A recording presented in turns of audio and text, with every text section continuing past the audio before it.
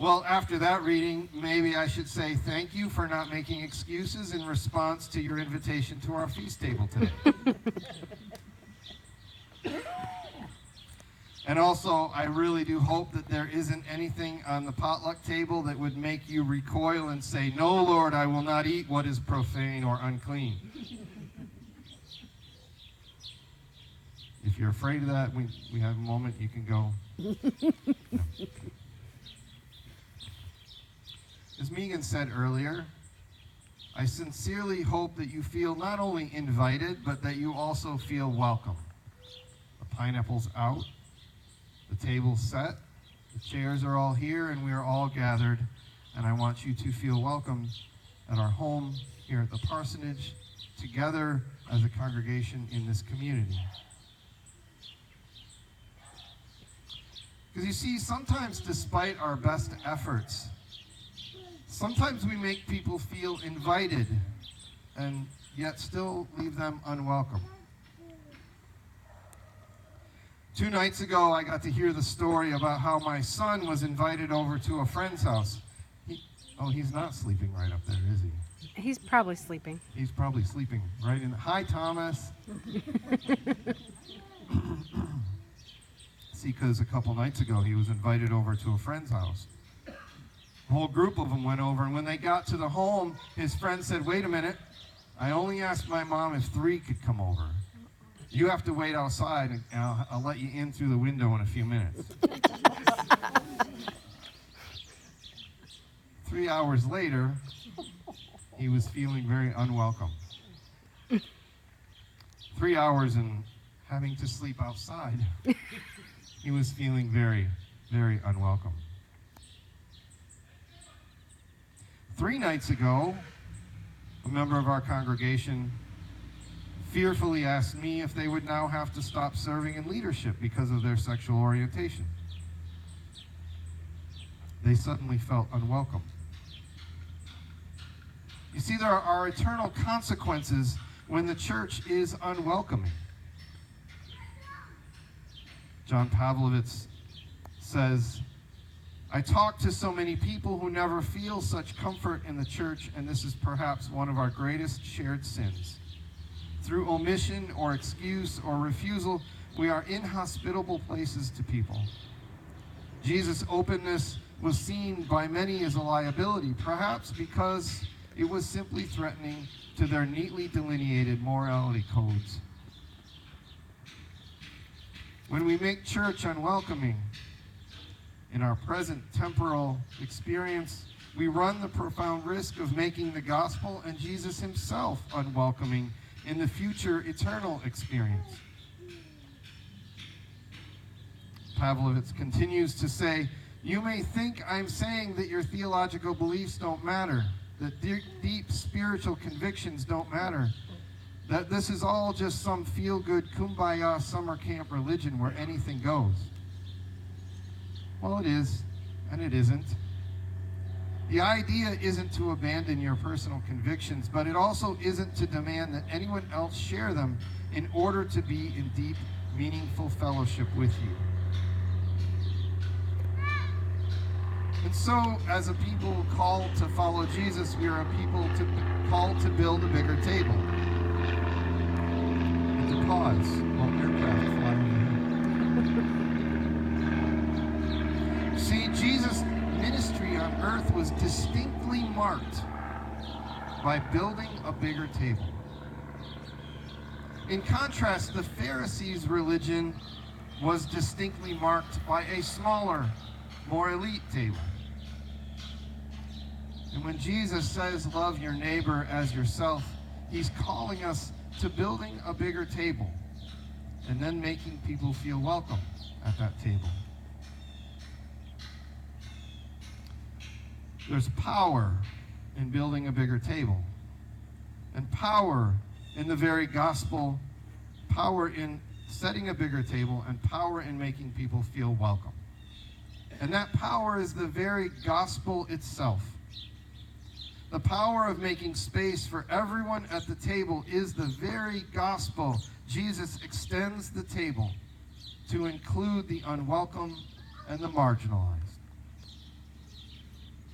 I encourage you to take some time this week. Seriously, crack open those Bibles and go check out all the people that Jesus dines with. Make a list, and then look that list over. And then maybe as you're going, also make a list and take check marks as to how many times the religious leaders of the day object and say, look at him. This man eats with sinners. You can start with Luke 15 on that one. For me personally, the most powerful image of the gospel message has always been a banquet table. I have always imagined my own salvation being somewhat like being out in an alley, picking through the garbage cans for something to eat. Then having someone come and tap me on the shoulder and say, come with me, come, follow me. And walking into the most beautifully set banquet feast that I can imagine. And not only being invited out from the alley, from scavenging food out in the alley, to going into a beautiful feast, but then having them take me to a table of prominence and saying, this seat is for you. This one is reserved just for you. Please, take a seat. Enjoy. And then feeling compelled by the beauty of the moment and the invitation to say, wait, before I sit, I must go back out into the alley and find my friends and tell them that I see that they have a place here too. And so that has always been for me the most beautiful and powerful illustration of what the gospel means, personally.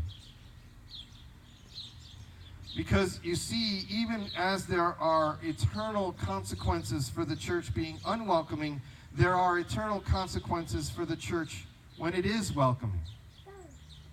Pavlovich says again, hospitality ascribes value to people. It declares them worth welcoming. It disarms them by easing the fears that past rejection has yielded and lets them know that this place is different. At once, people realize that they are received with joy and they begin to rest in it. They breathe again. In our first reading today, we see that the result of God adjusting Peter's perception of what is clean and his embracing of a bigger table, declaring, quote, I truly understand that God shows no partiality. Acts 10:34. In that he's declaring that the unclean Gentiles of Cornelius' household heard the gospel.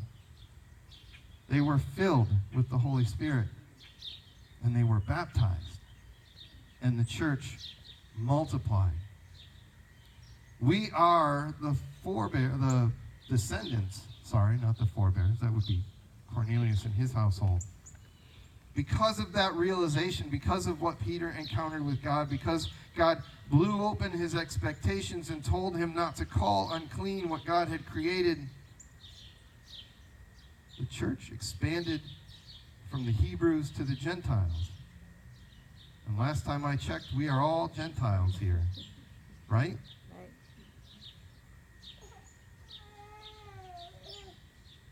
Everyone is welcome at the table. Everyone is welcome at Christ's table. There is a place for you, and you are welcome. You see, the beauty of a welcoming bigger table means that you personally are welcome to that table. There is a place set just for you at the table of grace. God who invites and welcomes you knows everything about you. Do you get that implication? God knows everything about you. There are no secrets from God, and he welcomes you to the table with open arms. And I imagine a joyful smile, knowing you exactly as you are. When we experience the depth of how much we are truly loved, we are liberated to embody that same loving welcome to others.